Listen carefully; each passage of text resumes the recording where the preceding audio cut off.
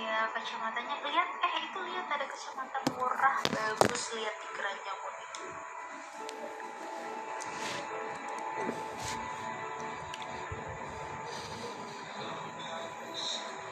Iya, orang kakak jangan dilihat.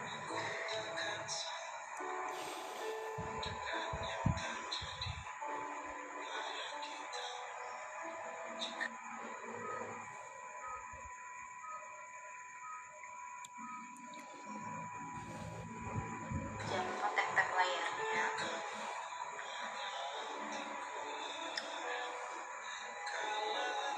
Siapa follow?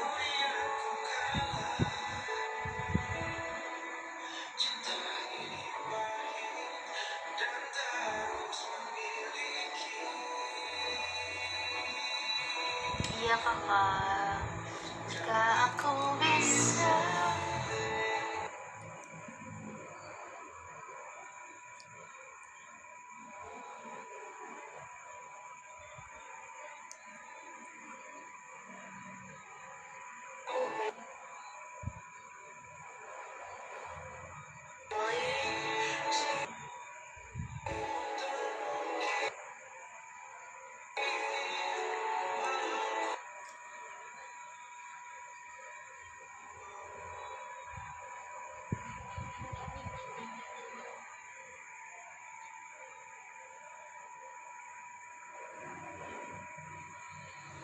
Yang mau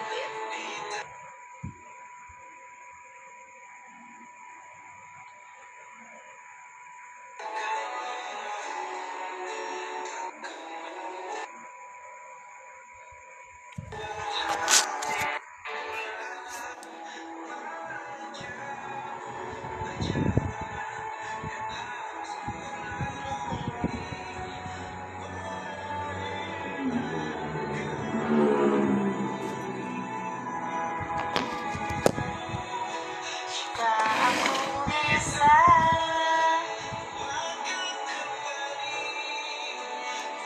Iya hai. Iya Sri. Jangan lupa cekot keranjang kuning. Jangan lupa tap-tap layarnya. Mesin waktu. Sekitar 50 Bebas mostly monomi. Bebas.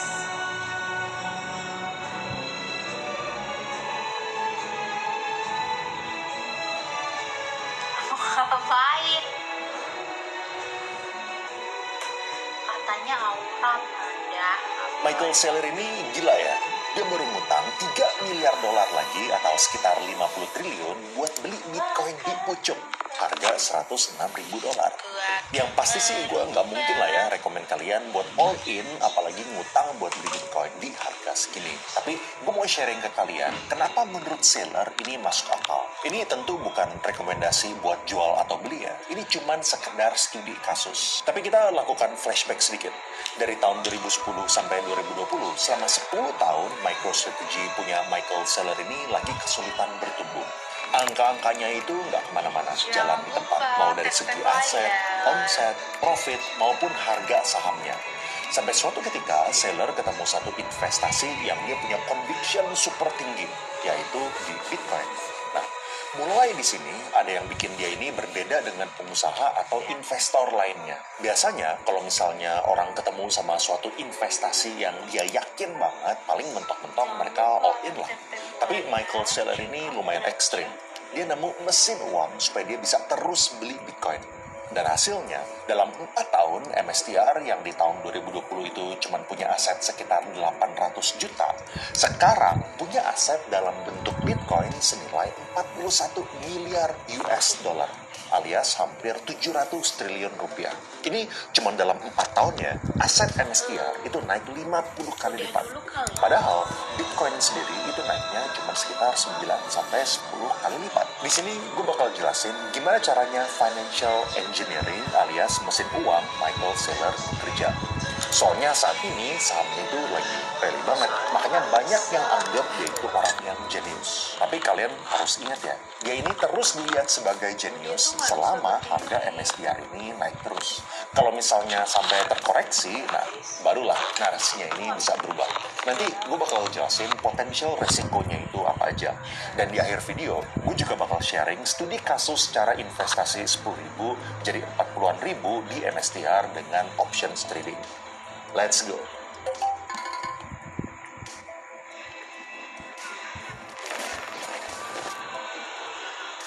Michael Saylor memiliki conviction yang super tinggi dengan Bitcoin. Dan gue udah berkali-kali bahas tentang Bitcoin, tapi intinya keunggulannya itu banyak.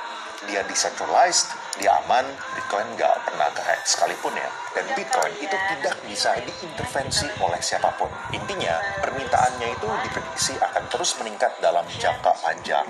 Sedangkan secara supply, dia itu fix cuman ada 21 juta Bitcoin. Ini balik lagi ke hukum demand and supply.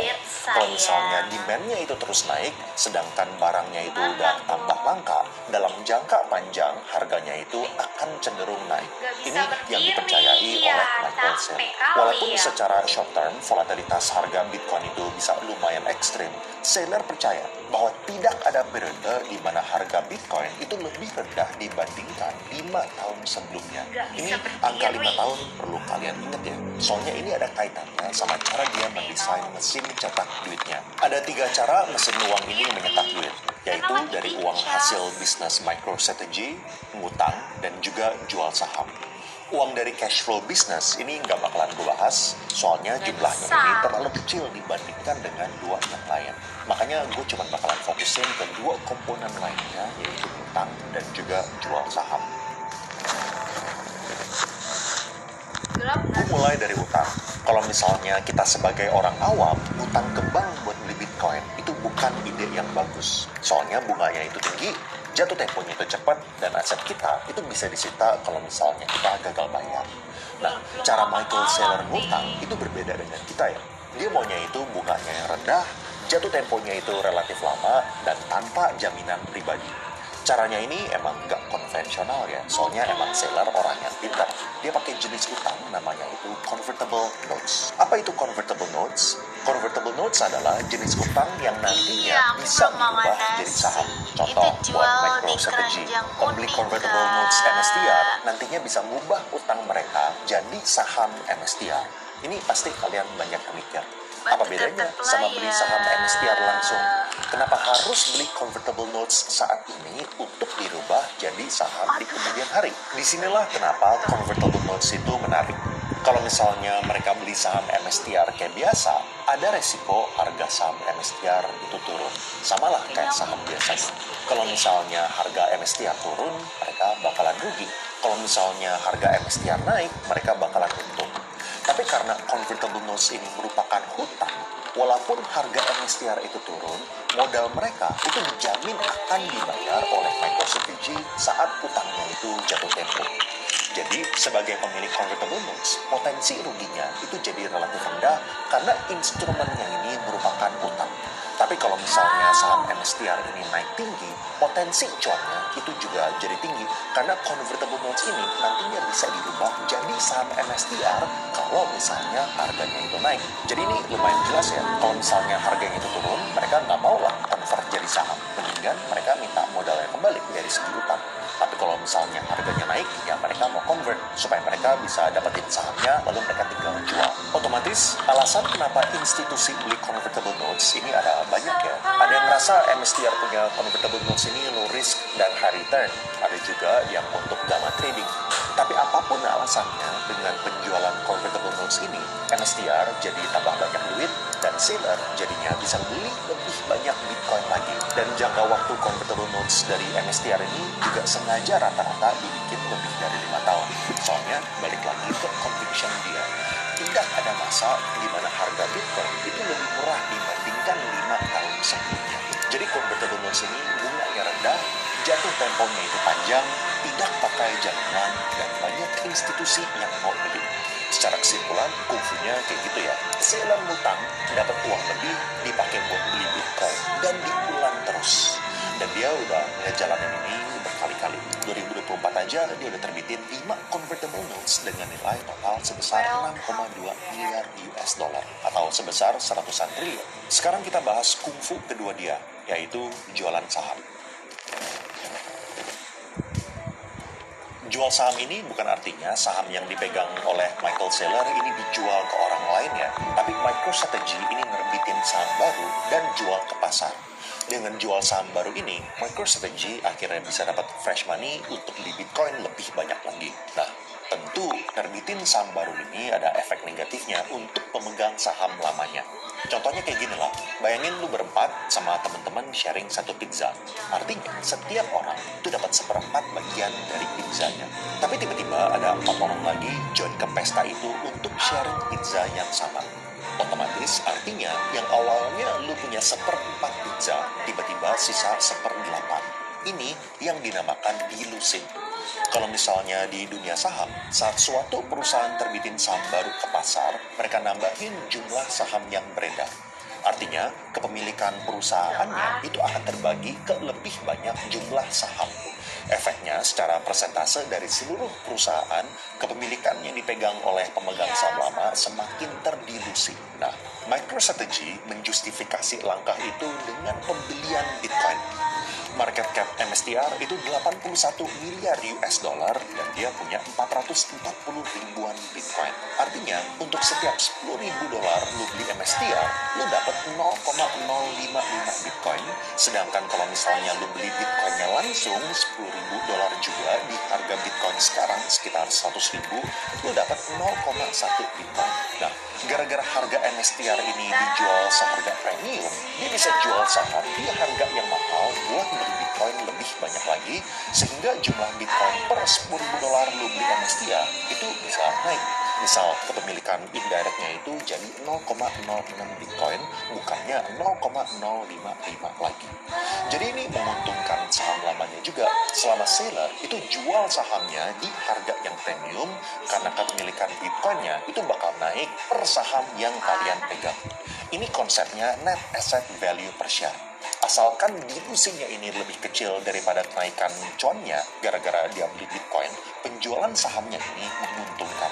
Dan dengan kungfu jualan saham ini, selama beberapa tahun terakhir, MSTR udah berhasil ngumpulin 4,6 miliar US dollar atau sekitar 74 triliun rupiah dari jualan saham baru mereka.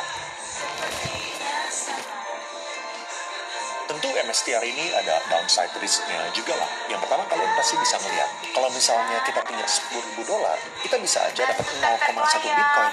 Ngapain kita beli saham yang isi perusahaannya itu sama aja kayak kita mendapatkan 0,06 Bitcoin secara tidak langsung.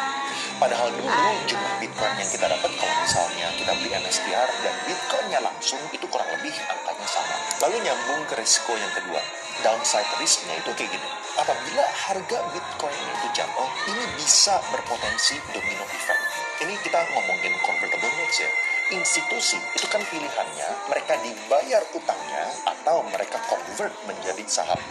Kalau misalnya sahamnya itu jatuh, otomatis institusi nggak ada lah yang mau exercise convertible notes ini supaya berubah menjadi saham.